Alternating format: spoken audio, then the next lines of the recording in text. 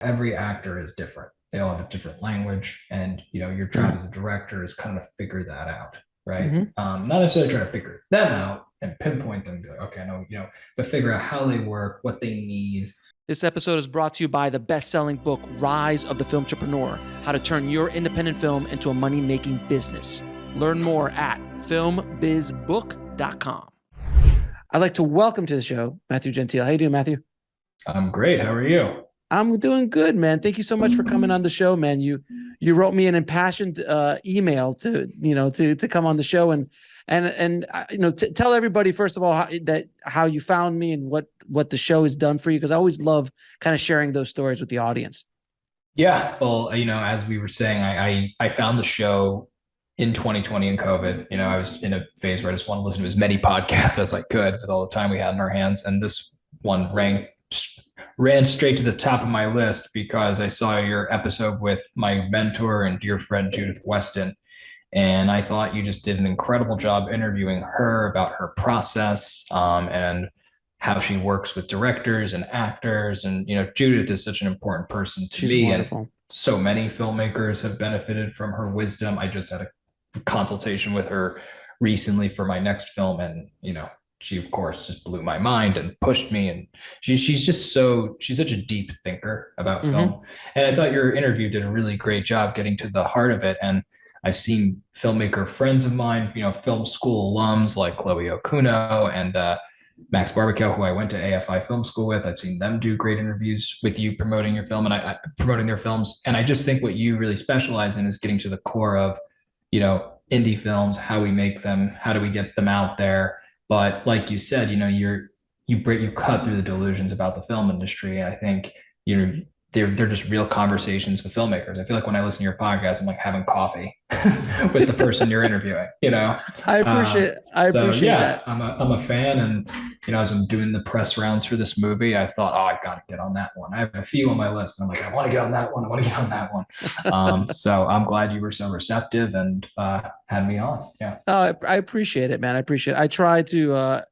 We try to break through the delusion of most filmmakers, because most filmmakers are delusional. I was. I'm sure you were. Me too. I'm sure there has to be a sense of delusion for us. I think I still am.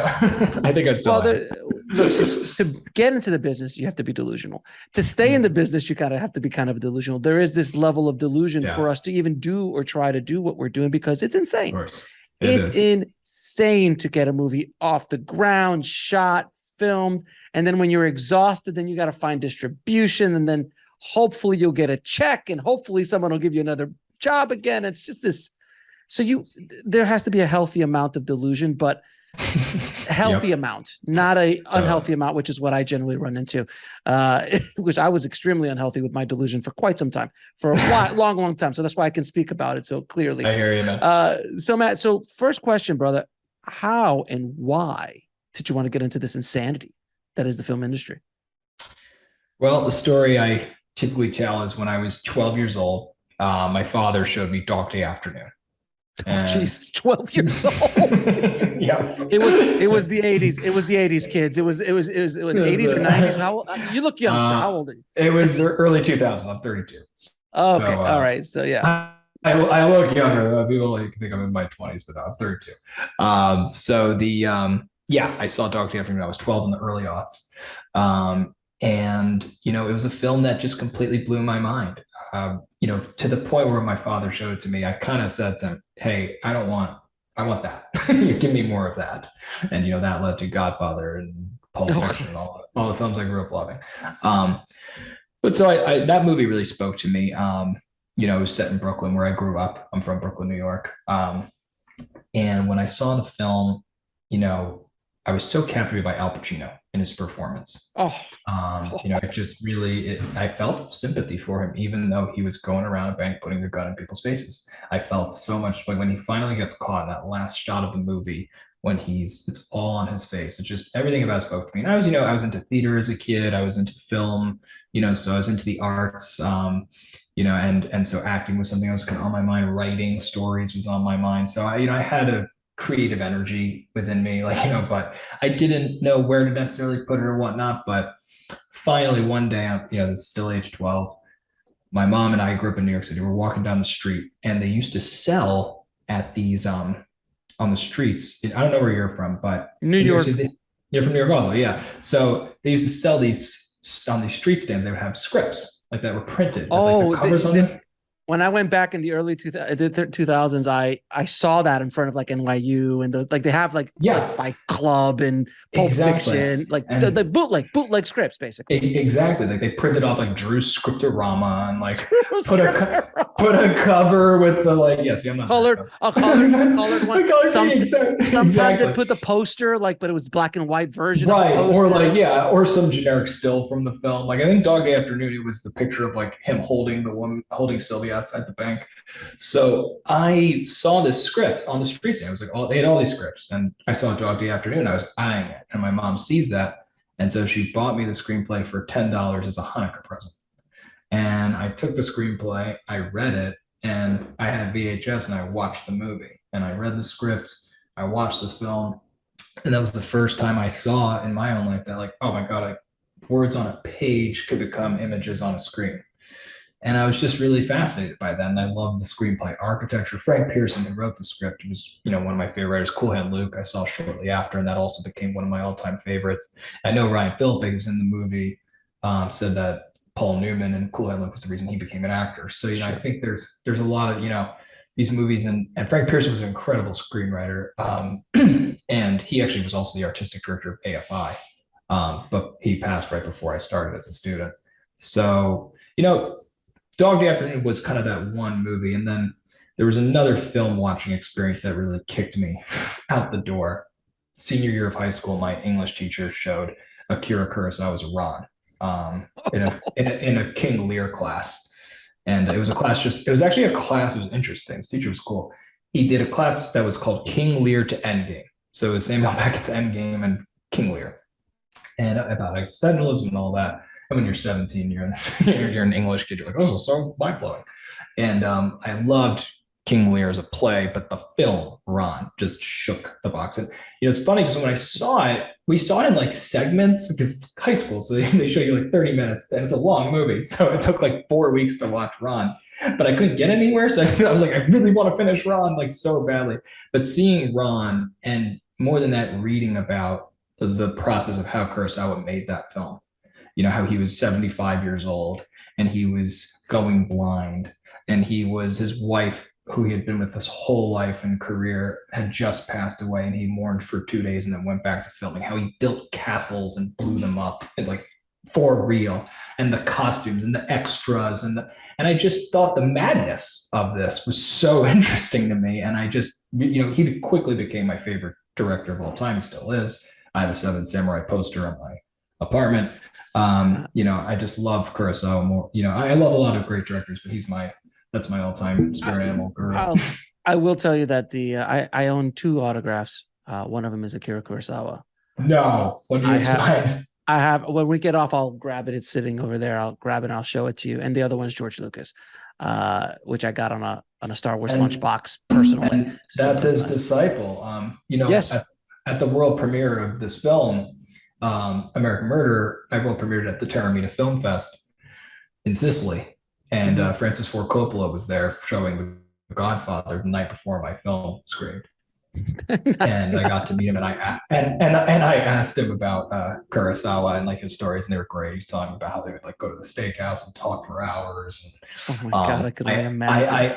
I asked Coppola. He asked me what my favorite Kurosawa film was, and I said Ran, and he said back, "All Lives of Bad Sleep Well." And it's like, of course I know that because you stole the cake scene from The Godfather in the wedding. They stole the shots from that. But then Coppola asked me.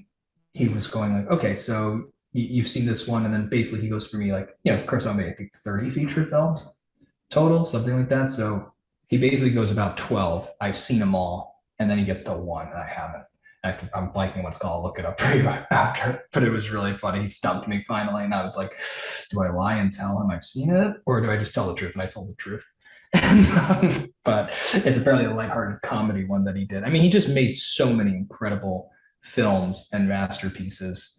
And I think Coppola's famous quote was like, most filmmakers make 1 or 2 masterpieces. Kurosawa only made 8 to 10. Like and he made them across such a and I know a lot of filmmakers have cited him, like Lawrence Kasdan said, compares him to Shakespeare or the Beatles, and yeah, he's just an incredible. Yeah, it's like him and Kubrick for me. It's Kurosawa and Kubrick. Those are they made masterpieces. Like they just come in and they just do what they do. But it's pretty remarkable. Now on your filmmaking path, based on your IMDb, which I was looking at, you did a good amount of shorts. I did. You made a good amount of short films before you even got to AFI. Is that correct? Yeah, I did. My film path was, in high school, I made like 1 or 2 with my brother, actually, who did the score for the film. My brother's a classical pianist and conductor. Sure. And this was his first film score, actually. Nice. And he did an incredible job. He just won an award yesterday. And the price, and I'm assuming the price was right. I'm assuming the price was right back then. What's that? The price was right for hiring your brother. Oh, yeah. He was very inexpensive. We're both inexpensive, but yeah, the price was right. No, so he was, but we wrote, we were kind of like the Gentile brothers in high school. We made a couple of movies and whatnot. I don't know if those are on IMDb. They might be. Obviously, IMDb keeps everything on there. I know a lot of people try to get stuff erased from them, and they never do it. So they are extensive or exhaustive. But I made a couple of films in high school. I in college I did a liberal arts degree. I went to Connecticut College. I majored in English and film studies. But it was a semester abroad where I went to the FAMU Film School in Prague, which I'm sure someone on this podcast has talked about before. A lot of filmmakers kind of seem to have come through that. And that was my first time experiencing film conservatory. And I made a short film that I adapted from a Hemingway story called Cat in the Rain. That that was my first time making a film where I was like, oh, this is it. It's, writing and directing is what I want to do. Like, for sure. It's kind of always there in the background, but like I remember being in high school, I was like really obsessed with acting. Like that was like my passion. And I had a teacher kind of say to me, a great drama teacher who was a good actor himself and had worked and, was teaching in between jobs, and he worked with me a lot. And I kind of asked him, I was like, do I have what it takes to be an actor? And he looked at me and he was like, you want to know the truth? Like, maybe, but I think you're a director or a screenwriter. He saw it in me. And I was really grateful. At the time, I was actually kind of pissed at him because I wanted him to say it was going to be the next, Marlon Brando. But now in retrospect, I'm like, what a great teacher, because he really told me the truth and, pushed me toward, he could sense the passion for the arts, but he saw it as being maybe used in the wrong place. And so, but around junior year of college, that was when I did that semester abroad in Prague at the FAMU Film School. That was kind of like, I would say, my point of no return, to use screenwriting terms. After that, I was like, I'm gonna go be a director, whatever it takes. And then So when you're on your journey now, I'm assuming you're getting paid left and right. You're making tons of cash as a director, right? Just tons and tons of cash all the way through. I don't know what to do with all of it. I mean, it was kind of like Pablo Escobar. You were like burying it in the back. There was just so much cash. So over the years, because it looked like from when you started to when you finally got your first American Murderer is your first feature, correct? Yes, it is. So from the point of you getting your first feature done, you did a whole bunch of short films. I assume you weren't getting paid for these short films. You weren't making a tremendous amount of money. So this is a thing I love asking filmmakers, because so many of us listening right now are going through this. How did you keep going? How did you wake up in the morning going, am I on the right path? Because we're talking about better part of a decade. And yes, you're at school and you're at AFI, you're in Prague. I get that part of it. And when you're surrounded by that, the delusion continues, because you're surrounded by filmmakers and film teachers and you're learning, and you're just like, yeah. But at a certain point, you have to go, how many more? I'm assuming you had a few no's along the way as well. So how did you? So what tips? How did you keep going? Well, yeah, I can definitely talk about the path, because when I graduated college and decided, okay, I want to be a filmmaker. It's like, great. Who doesn't? Who doesn't want to be a director or screenwriter? So, or actor, right? And so my first job in the industry, I had a lot of internships throughout college, but I actually worked with William Morris Endeavor in the mailroom. and then I became an assistant there. And with 1 week's paycheck, which at the time I think was $670, I made a short film for that amount of money. And that's the film that got me into AFI, which is not a cheap film school to go to, as a lot of No, people. it's not. And so I went to AFI and felt very lucky to be there. It was, I think, the youngest director there, one of them at least, because AFI tends to skew older in terms of the applicants it takes. It's a graduate school, not an undergrad. And but I had such a talented class. Like I said, Max Barbacow was my class. Chloe Okuno was the year before me. This director, Akasha Stevenson, who just booked the Omen film and has been doing TV for 5 years, was my classmate. So I had I hope we become what was in the water that year class, because there's so many talented directors who I think are, because I graduated now 6-7 years ago, and I think there's a lot of them that are going to come out and blow people's minds. So it was quite a class. And they were talented to the point where it scared me. These people were good.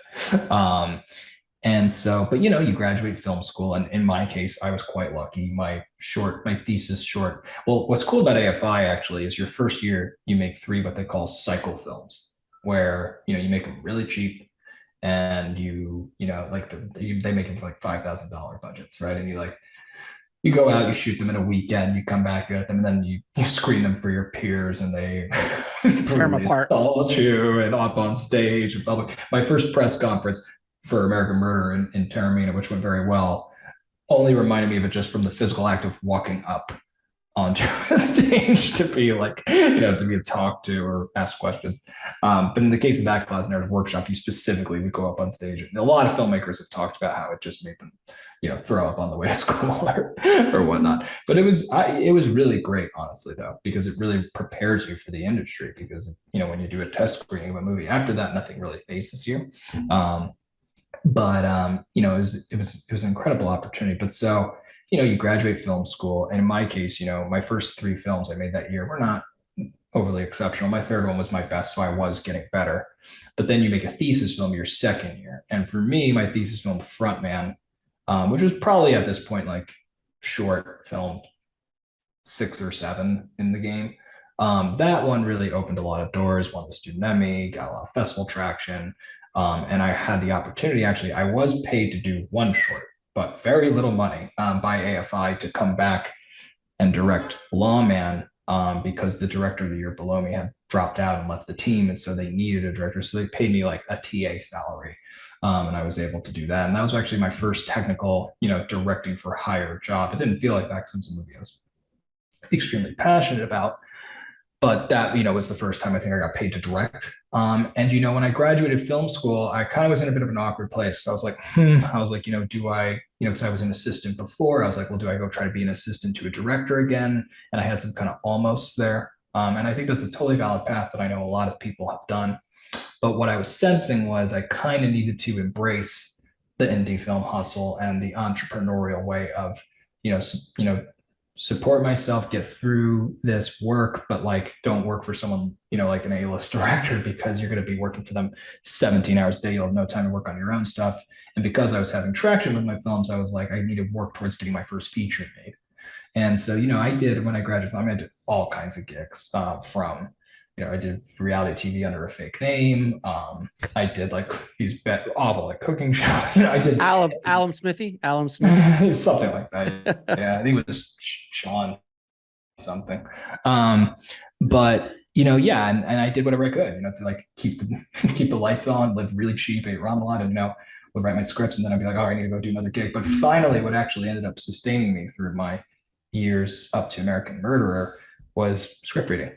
I was very qualified. I was qualified for that because I had worked at William Morris, and that became the easiest and most sustainable way for me to, work consistently and be able to write my own scripts, and have the flexibility to be able to stop if I needed to, or binge down, right, and read a bunch.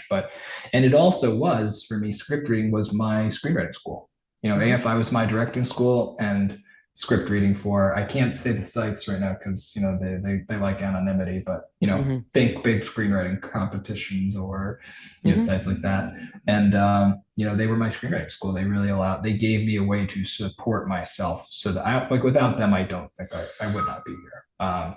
Because that gave me a way to support myself as I became a professional writer and director. And so the path towards getting American Murderer made, you know, a year or two out of AFI, I thought I was hot shit because my film won awards, and then I realized that after, you know, after 5 seconds, nobody gives a shit anymore. No, stop it. You know, you mean they didn't just walk up and go, "How much money do you need?" And all you have is money and time. Right. Yeah, and you think you're good because you won an award. You're like, "Oh my god!" And then no one cares, and because they ask you the first thing you do when you make, you know, anything decent is they say, "What's your next thing?" You know, what's your next 3 things, let alone your next right? What's your next 3 things? Exactly. It's a what's next business, as we know. And so, you know, I was kind of in between a couple, you know, because again, I think, and if I could give some advice, which I don't know if you should listen to, but you know, you know, when you leave film school, I think a lot of people have different visions of like what they're, or even if you don't go to film school, because, you know, there probably are more greater filmmakers that didn't go to film school that did, arguably, who knows. But, you know, whatever it is, when you decide to build a career for yourself, you know, like, I don't know. I think everyone's vision of their own career probably changed at some point along the way. Every single one. Yeah. Like, because I never set out to be necessarily Mr. True Crime filmmaker, you know. Now, American Murder, I could say, and one thing I'm very proud of is it is 100% a movie I wanted to make. It's not a film I was like hired to do. I mean, I was in contracts, I guess, in terms of the contracts, but I did. It was a film that came from inside, very personal, very deep rooted. Not, you know, you know, that is very, but we know that it's very hard to get movies made, and you know, everyone has to figure out how to work in the business and how to make films, how to get financing for them, and it's a constant struggle and grind.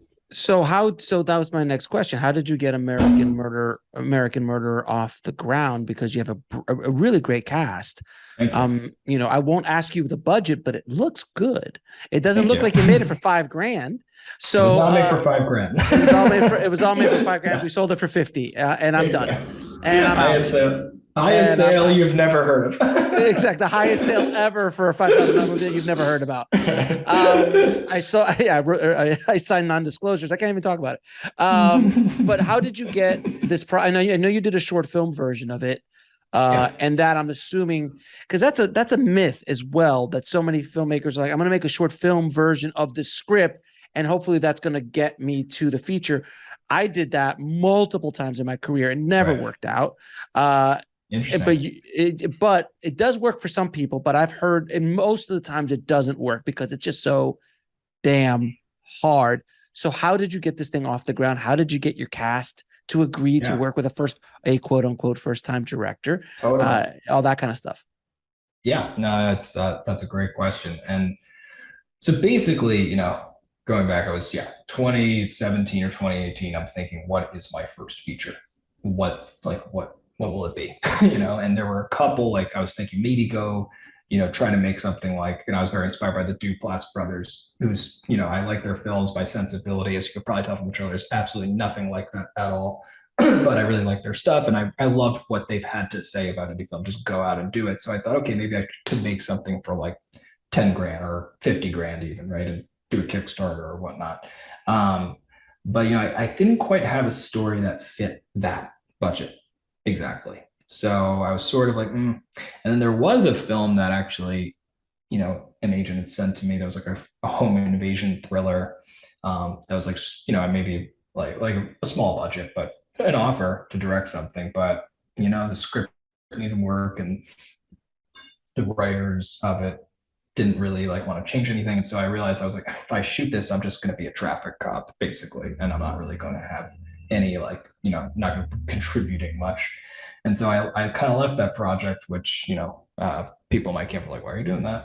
But it was a gig. That's a really interesting thing. It's a gig. Yeah. But I didn't want to do, you know, because one thing about, you know, directing a movie, as we know, you're assigned to that for life. You know, that's a 25 to life on a movie, you know? And so look, I mean, movies don't always turn out how you want. And, you know, every director, you know, has to take risks and swings. And some of my favorites, you know, have taken like real swings, and sometimes they're not understood in their time. But, you know, at the very least, I think you got to be able to wake up and say, you know what, like I did something I wanted to do, or I'm proud of, or has my heart in it, or whatnot. And so I was in this awkward time. So cut back a little earlier. I'm 14. I wanted to be an FBI agent before I was a filmmaker. And I used to go on the FBI's top 10 list with the dreams and hopes of helping the FBI catch a fugitive. And it's at this time that the face of Jason Derek Brown enters my life. You know, you got to see menacing faces, Osama bin Laden, Whitey Bulger, right? And then the surfer dude from Southern California. So the face stands out to me. And I'm like, what's that? That's interesting. Cut to 12 or so, maybe 13 years later, I'm figuring out what's my first feature. So I'm storyboarding a shoot. I think it was for a really bad dentistry commercial that I also used a fake name on. And I, all of a sudden, as I'm storyboarding, I always have documentaries on in the background. And the face of Jason Derek Brown just popped onto the screen. Again, it was the first time I'd seen it in like since, you know, age 14. And I'm like, that's crazy. This guy's still missing. What happened here? What's the story? And so I became absolutely obsessed with the story, you know, because it was, you know, this charismatic con man who becomes this banger, but just really, it stuck to me. And, you know, I have a great writing mentor named Billy Ray, who always says that and he's a great guy. You know, he has in his lectures, he's very like tough. You know, in terms of like, he's very like, you know, cutting through the delusions. No, he's an in-your-face kind of guy from what I've seen. But he's a great human being. I mean, he's like just a heartfelt, good guy, does so much for political causes, everything. He's a real mentor and mensch of a human. And his big philosophy always is, if I don't wake up in the morning thinking about the project, I don't say yes. Now he's in a position to turn down projects, which a lot of us aren't. But he, you know, he says, if I don't wake up thinking about it in the shower, I shouldn't do it. And I think it's kind of similar about a film. And so I kept waking up thinking about Jason Derek Brown. So this could be a really cool movie. And it felt like it to me. So at first I thought, maybe I'll try to write it and sell it as a script, because it might be too ambitious for a first movie. You know, this would need probably, you know, some cachet behind it. So but I thought just give it a go as a script, because why not? And so I wrote the script. And at the time, I had known this actor, Jonathan Groff, who was about to be on the show Mindhunter. And I knew him because, and I knew him because I used to tape his auditions in the William Morris mailroom. And so after my short did decently for me, I got in touch with him through his agents, I think. And I said to him, hey, would you like to be in this? You know, I'm writing a script for you. And he was like, oh, that sounds, and he pitched it to him. He said, that sounds cool. Well, send it to me and, you know, we'll see.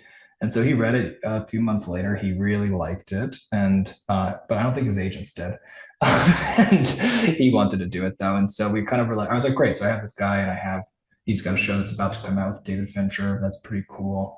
And so I was kicking the thing around. It was hard to get people to read it. So to go to the proof of concept story, I go into a company one day and I pitched the script, and, you know, I pitched that John, you know, wants to do it. And they're like, you know, they seem to have 5 out of 10 interested, so not great. And so I'm leaving, and this guy kind of pulls me aside and he goes, you need to do a proof of concept of this script. And I kind of like looked at him and I was like, oh yeah, like another short, great.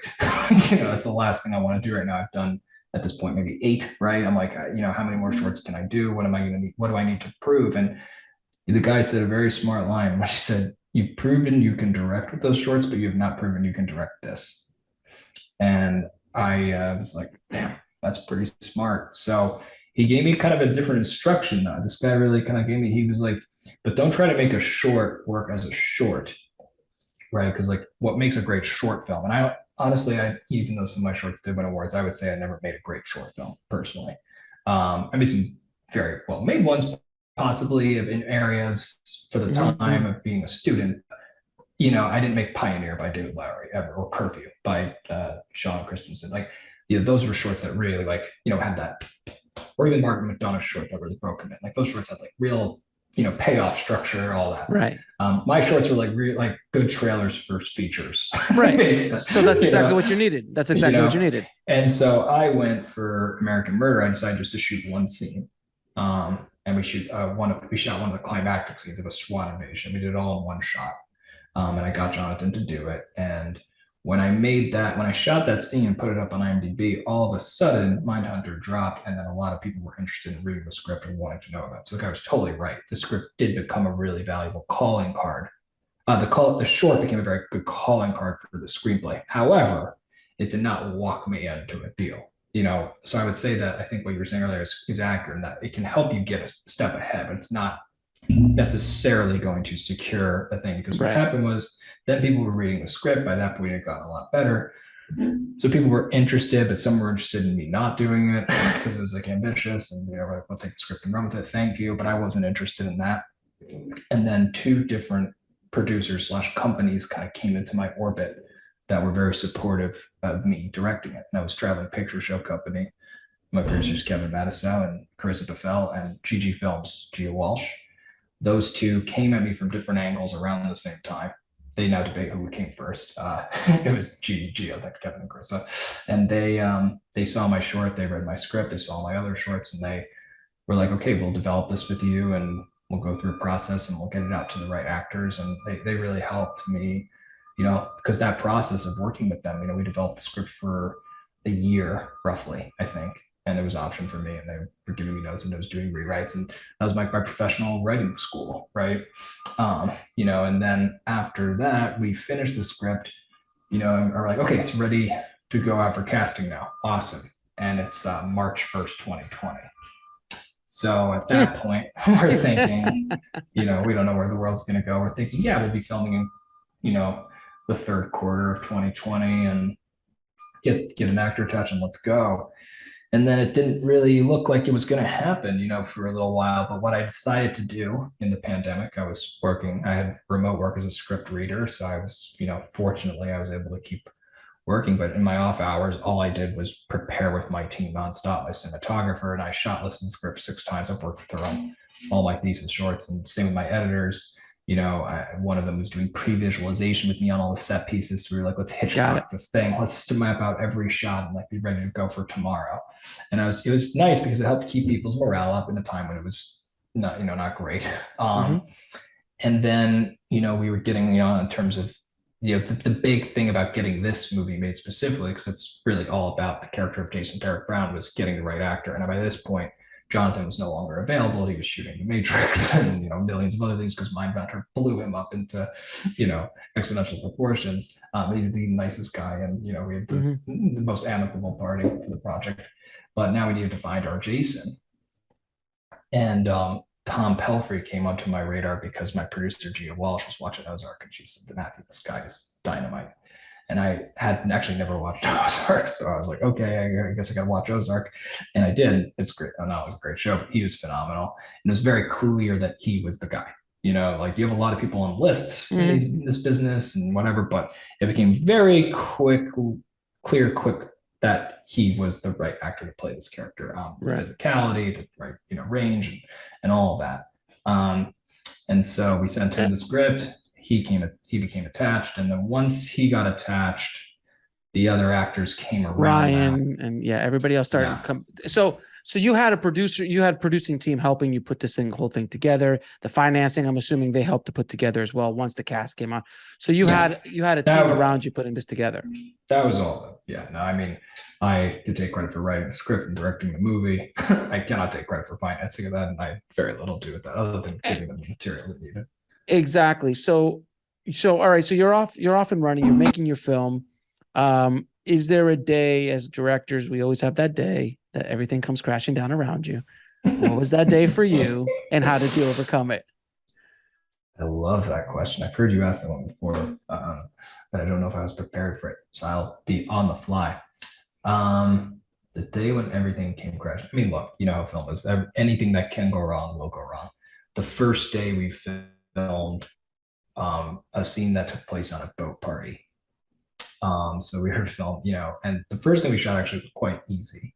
It was just like Tom's character, Jason, shooting targets in a national park. So we're getting nice, beautiful wide shots. It's just one actor, it's a gun and some squibs on the paper plate shooting, but really not too complicated. We're like, okay, we got this. And you're like, oh yeah. I think I heard, I think I heard Lauren Hadaway, the director of The Novice. She was talking about how there's always a feeling like when you're directing at first, it's going like, oh, directing's easy. I can just do this, no problem. And or even Paul Schrader said in an interview, he was like, yes, Charlie Rose, I think, asked him like, is directing a hard job? And he was like, wow, it's not a hard job. It's just it's hard if you want to make a great film or a good film, but it's not like you think about it in theory. It's like it's quite comfortable as a job as far as jobs go. But anyway, so we filmed the paper plate shooting. We descend the mountain to go into this beautiful lake and shoot a scene where this character is filming himself having a lavish boat party where he's like doing drugs, and wild stuff.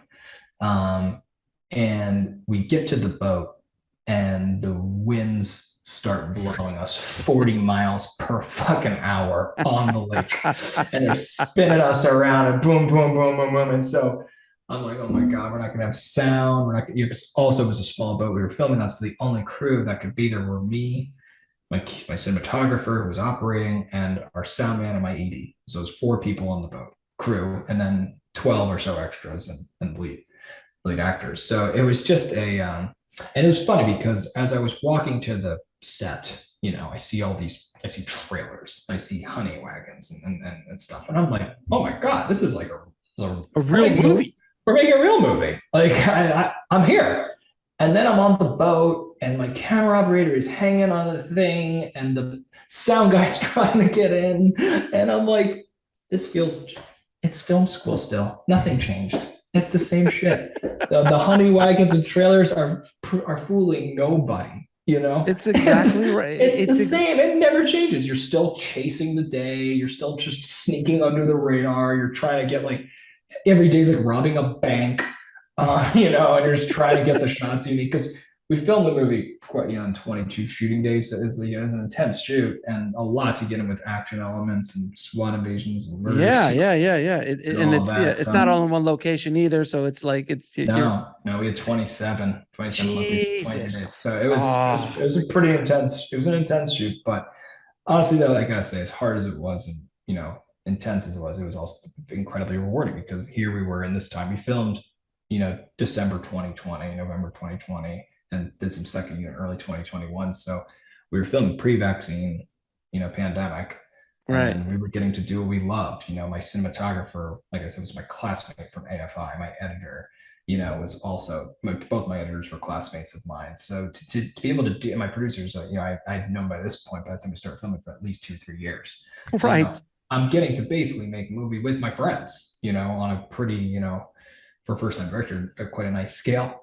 So it was really nice to be able to do that.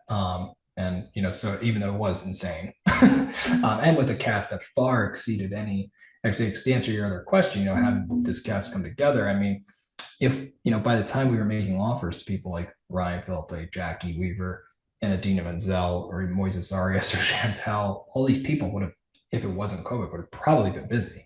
Right. Working. They would have been on their, Idina tours all the time. Right, Ryan works more than anyone I know. Tom the same. Like they're all, Shantel like just is always on a show. So it would have been really hard to, I think, get these people. And so I was definitely, and certainly Jacki Weaver, a 2-time Oscar nominee, playing a great but small part. So it just although there are no small parts, only small actors. I know, Judith. But to have that luxury. I mean, it's insane. No, it's insane. Great. It was hard, but I loved it. And since you've already directed, I mean, in some of your short films, you were directing some very seasoned actors as well. But when you're working with, the kind of caliber of actors that you were working on in this project, I mean, you have to believe there's some intimidation maybe, or like, how do you approach a 2-time Oscar nominee? How did you kind of work with those actors to get them to where you wanted to be as a first-time director? Because it's a very different, when you're Ridley Scott, this is not a conversation. I would never ask Ridley Scott this, because he's not 40,000 hours on set. No exaggeration either by that time. But when you're first, and he's so confident. Oh my God, you just walk in. On a side note here, I was talking to somebody who was working with Tony Scott, and he was on a commercial, and it was like 5 helicopters, like a bunch of stallions running down in the desert, and like, cars, like all this craziness. And someone's like, Tony, are you like nervous? He goes, nervous. And he's like smoking a cigar. He's like, this is vacation for me. What are you talking about? Oh man, I love him. You know, Oh, you got it. he's one of my favorite directors, and Oh, I he's love actually the Tony. one director. He's the one director who has my birthday. You know, I'm big on birthdays. Oh, nice. I'm so happy Tony Scott's. I'm like, what a great director to share a birthday with. But so anyway, so how did you? He was so the how best. Yeah, he was the best. There's no question. He changed the acting. He changed action films. and by the way, he discovered Ryan Phillippe in film. Which movie was he? In which movie? Crimson Tide was Ryan's first movie, and Ryan was in Crimson Tide. Really? Mm-hmm. Oh wow! I have to double check. That was before Cruel Intentions, obviously. Yeah, a few years, I think. For a couple years. Because Crimson Tide was, I think, early 90s. Yeah, it was early 90s, but it was all about Gene Hackman and Denzel. Yeah, and he was on TV first, Ryan. He has a very interesting story about how he broke in, but I'll let him tell. But yeah, Tony Scott, I know, was like a mentor to him, and he just did an interview. I only learned this recently because I know him. I have to, next time I see him, I will ask him more about it. But he said, yeah, he like lived in Tony Scott's guest house, and he was like the kindest guy and a mentor. And yeah, so very, very cool. So how did you approach working with these actors? Well, you know, like we said, yes, these are incredible actors. I am a first-time director, and you know, naturally, you know, you're gonna, even if you're as confident as Ridley and Tony Scott are, you're gonna have some insecurities, you know. But I found, look, I mean, you know, the thing is, every actor, and Judith, this is a Judith quote, and I'm glad I had her. You know, every actor is different. They all have a different language, and you know, your job as a director is kind of figure that out, right? Not necessarily try to figure them out and pinpoint them, and be like, okay, no, you know, but figure out how they work, what they need, you know. So some actors like peak early in terms of their takes, right? Some actors are like coming real hot, take 1, 2, 3. Some actors need more to find it, right? And you know, Jack Nicholson famously is like amazing on take 1, and then he kind of does the same thing, right? Or there's all these like stories about how they work. Leonardo DiCaprio apparently likes to take a lot of takes to get to where he wants to go, you know, and so there's no one way. You know, that said, I gotta say, I don't mean this to be falsely modest. Like, I felt so, as a director, taken care of by these guys because they were all so good in different ways. Yeah, I know. Yeah. That I didn't really feel that I had to do too much like micromanaging or anything like that ever. And I'm not that way with actors because I personally, again, talk, you know, all the things Judith talks about in her, not just her book, but also in our, you know, consultations that, you know, she read many versions of the script and worked with me on it closely. And, you know, it's always about, first thing comes down to is the relationships. What are the relationships of the movie that are the most important? And that's how I would kind of work when I would work with the actors and say, like, we did Zoom rehearsals. You know, we would really, I would focus, like one day would be, all right, Tom and Idina. The next day would be Ryan and Idina because they have a lot of interrogations, or, you know, some scenes I couldn't rehearse. I didn't have that. Some scenes I didn't have the luxury, but I did have some significant Zoom rehearsals and chances to work with Tom. And I mean, they each were different. Tom, you know, came so prepared, knew his parts so well. And, you know, it was really fun because he would sometimes go off the page and ad lib and do incredible things. But, you know, I'd say is that in terms of the intimidation of being a first-time director and having these high caliber actors, you know, one pretty great moment was we were filming a scene, and this will also answer your when it all went wrong story.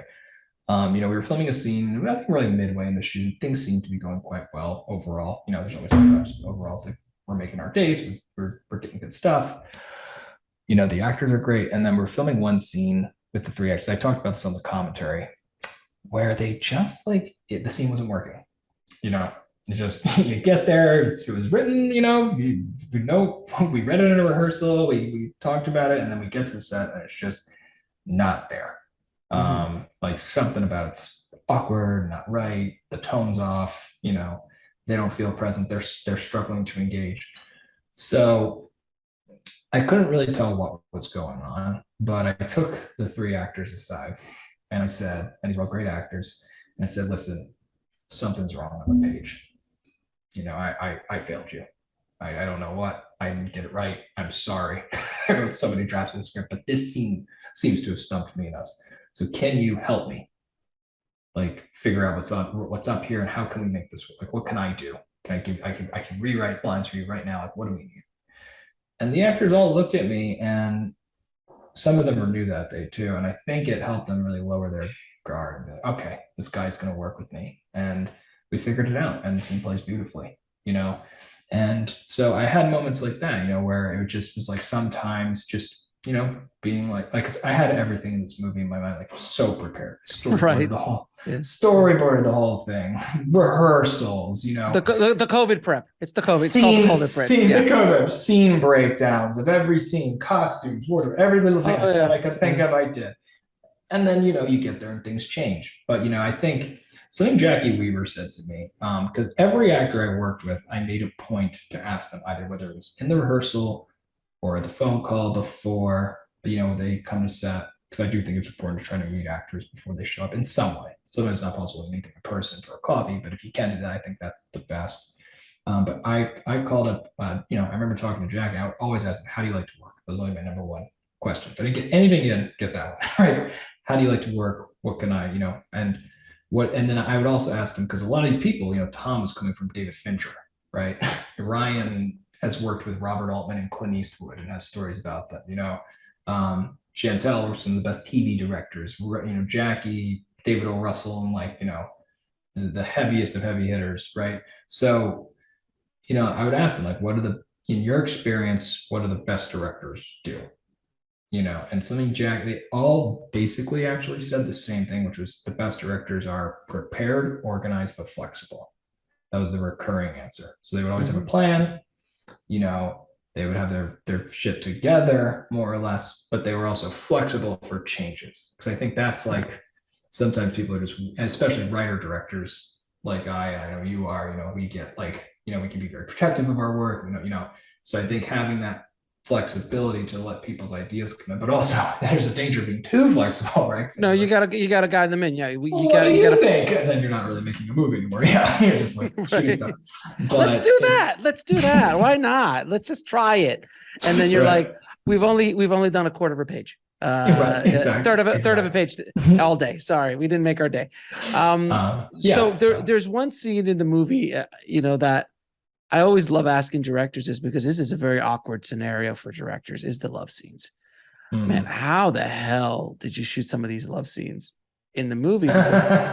They're intense. And also, I mean, it's not sexy. It's not a sexy thing. It's awkward for the talent. It's awkward for you. Like anytime I've ever had to do something like that, it's just like how, you know, and I was doing it coming up in the 90s and the early 2000s where, you know, there wasn't an intimacy, you know, agent on, I forgot what it is, an intimacy person on set to kind of guide you through the process.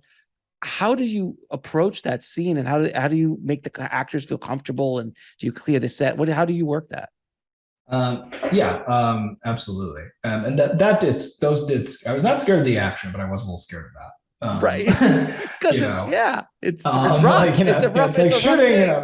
It's definitely, you know, I mean, look, I think number one, you have to have an intimacy coordinator. There's really no way around that. And of course, like, why wouldn't you? Right. So we had an intimacy coordinator. We, you know, did clear the set as much as we could for, you know, other than the person operating the camera or whatnot. But everyone did not need to be there, would be out in a way. You know, and it's about making the actors as comfortable as possible. It's hard to. What I made sure to do when I shot those scenes was to be very clear about what I wanted and needed, and to not, as much as I love him, be David Fincher on that day. Do 100, you know, like get what you need. And, one more time. One more time. Yeah, what you need and get out, and, you know, try to make you be sensitive to that, because like, acting is very hard. You know, I think I once said to. None of my actors were difficult, and that is the truth. Like, you know, I hate to sound so boring, but really none of them were. And you know, there was one time when I know one of them was like, "I'm sorry if I'm like, you know, this is hard for me. I'm figuring this out." And I was like, "Listen, you know, my job is hard as director, and I'm not gonna say it's not, but I don't have to be up in front of that camera, and I don't gotta get vulnerable in front of that." Right? I can hide behind a camera. I can hide behind my script pages.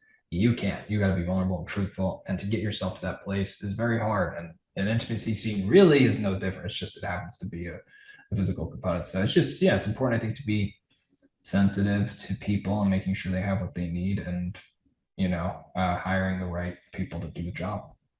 Fair enough. Fair enough. Now, when is the film coming out, and where can people watch it? The film will be coming out October 21st in select theaters, and then it will be out October 28th. It'll still be in theaters, but it'll also be on demand and digital platforms. So you can rent it on all transactional VOD. So yeah. That's awesome, dude. Now I'm going to ask you a few questions to ask all my guests. What advice would you give a filmmaker trying to break into the business today? I think someone trying to be a director, I think forcing yourself to write scripts is very valuable and important. Yeah. Even if, you're not a good writer, or you don't think you're a good writer. A lot of good writers don't think they're good writers, and a lot of bad writers think they're great writers. So I think, because for me, what really moved the needle forward was writing my screenplays, and, because I had to write myself into the director's chair. Personally, I do think making lots of shorts is great. I think short films are an incredible training ground. I know they were for me, and I know they were for a lot of people I know. So I think making short films, I think writing constantly, and I think, I'm going to go back to Billy Ray. He says you have to outwork everyone. That doesn't mean it's such like a competition. Like it's outwork, Matthews have to outwork Alex, outwork yourself. I think constantly push yourself to do better, to be better. And that's something I know I'm taking myself right now. Even, I made a movie that is my first feature, and in many ways I'm very proud of, but I'm also trying to learn how I can be better as a filmmaker and how I can go up, because this is my first, ideally, not my last. So I think, and I think the tenacity is really important, because it's very easy to lose momentum in the process of a movie. As a director, I do believe you are responsible for charging the coal, because I think that's what everyone comes around. I've seen a lot of movies fall apart, whether it's in development or whatnot, because, or even in post, like, they get taken away because the director kind of checks out. So I think as a director, when you go to make a movie, you got to be ready to be like, okay, I can give 3 to 5 years to this thing. Because it's not just making the movie. It's like we said, it's selling it for distribution. And I've said it myself many times, like even now doing interviews, I said in my head, I go, oh man, if I hated this movie, I'd be so miserable. Right. You got to get people to see it. It's an endless grind, and then you're associated with it. So I think, my advice would be to have the tenacity and make sure that, the project you're doing or the film you're investing your time in is something you really want to do more than anything else. 3 of your favorite films of all time. So my first favorite film is Lawrence of Arabia. Seen it so many times on 70 millimeter on the big screen. Ron, 1985 Kurosawa, total masterpiece that just blows my mind every time. And the third one I will go with for this one is, I'll say, The Godfather and Be Boring. But, upon my meeting Coppola and all of that, I just, I've seen that movie now 3 times this year, and it just continues to hold up. And did you see The Offer? I have not. I heard it's great. I loved it. If you're a filmmaker, you're gonna love The Offer. It's just that's what they're saying, yeah. Because it got kind of, the critics weren't because they don't get it. But people are loving it. I've had like 10 people say you gotta see The Offer. I mean, if you're a filmmaker, you've got to watch. There's very few quality projects out there about filmmaking, and that's just, you're sitting there going, what happened here? It's crazy. Okay, and we'll go back to that. I think I found it. All right. Go for it. The lesson that's taken me the longest to learn, I think, is to never say never. I think that's something I continue to learn. Like, I get to a phase of film where, like, I'm never going to work with that person again, or I'm never going to make that mistake again, and I'm never going to, do this kind of movie, that kind of movie. And I think that while it's great to have a clear vision of what you want in your career, I think being open to possibilities and, not trying to control everything, because as directors, we love control. Yep. We love that. And I think learning the biggest lesson that might be learning that actually you're not in control. No. As a director, you're just trying to scrape some shots together for the day. you have no control over weather. You have no control over locations. You have no control over an actor not being able to get there or being difficult, or a crew member who thinks he knows better than you or she knows better than you and giving you hassles and politics and fight. When you start listing this stuff, a director truly just like wakes up and goes, well, I hope something's going to happen today. Right. I hope. Yeah. I mean, is the camera working? Step one. Good.